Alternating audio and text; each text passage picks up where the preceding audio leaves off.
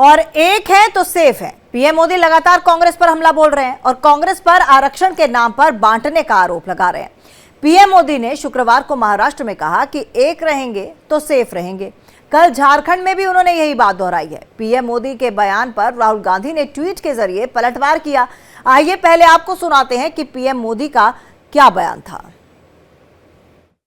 मैं कहता हूं, एक रहेंगे तो सेफ रहेंगे। जेएमएम कांग्रेस को आप लोगों के सुख और सुविधा से कोई लेना देना नहीं है। ये अपनी ही तिजोरियां भरने में मस्त है। आपने तो कांग्रेस के जेएमएम के नेताओं मंत्रियों के नोटों के पहाड़ देखे हैं। लूट का माल, आपका पैसा, झारखंड के गरीबों का पैसा। इतने नोट निकले कि मशीनें भी गिनते गिनते थक गई। और पीएम मोदी के एक रहेंगे तो सेफ रहेंगे के बयान पर राहुल गांधी ने एक तस्वीर ट्वीट की है। इसमें उन्होंने पीएम मोदी के साथ गौतम अडानी, अमित शाह, माधवी बुच और अजीत डोभाल को दिखाया है और लिखा है कि एक है तो सेफ है। मन की बात सुबह पर आ गई।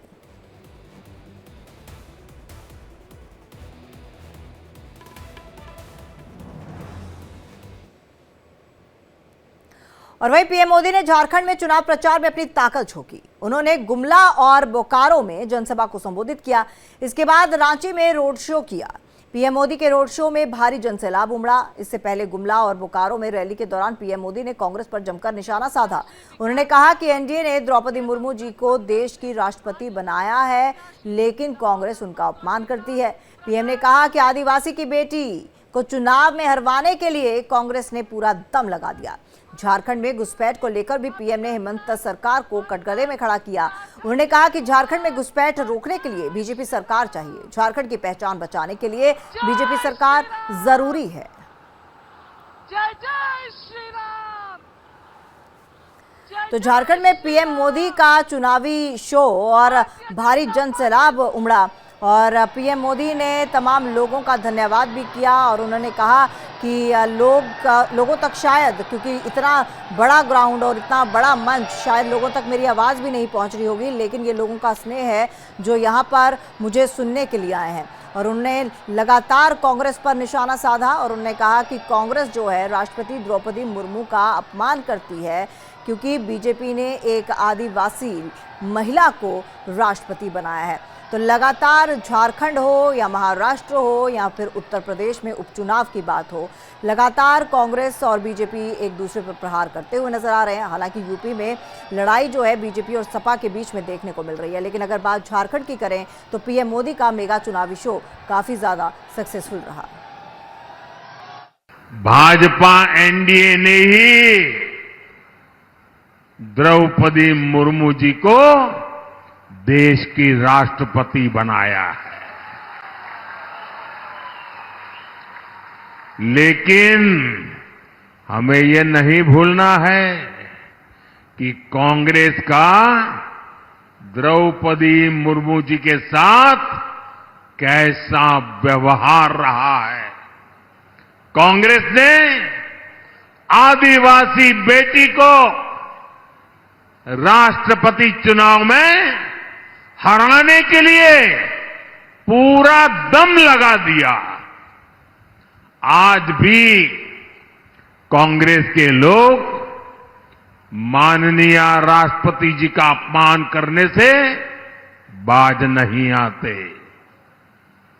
सच्चाई यही है कि कांग्रेस और उसके साथी आदिवासी संतानों को ऊंचाई पर देख ही नहीं सकते। भाजपा एनडीए की सरकार सबका साथ, सबका विकास इस मूल मंत्र पर चल रही है। इसी रास्ते पर चलकर झारखंड विकसित होगा और भारत भी विकसित होगा। लेकिन जेएमएम कांग्रेस के इरादे कुछ अलग ही है। कांग्रेस जानती है कि आदिवासी, ओबीसी, दलित बाहुल्य वाले राज्यों में वो इसलिए खत्म हो गई क्योंकि वहां ये समाज एकजुट हो गया। इसलिए कांग्रेस का शाही परिवार हमारे दलित समाज में, हमारे एससी समाज की एकता को, हमारे आदिवासी समाज, हमारे एसटी समाज की एकता को, हमारा ओबीसी समाज, हमारे ओबीसी समाज की एकता को तोड़ना चाहते हैं।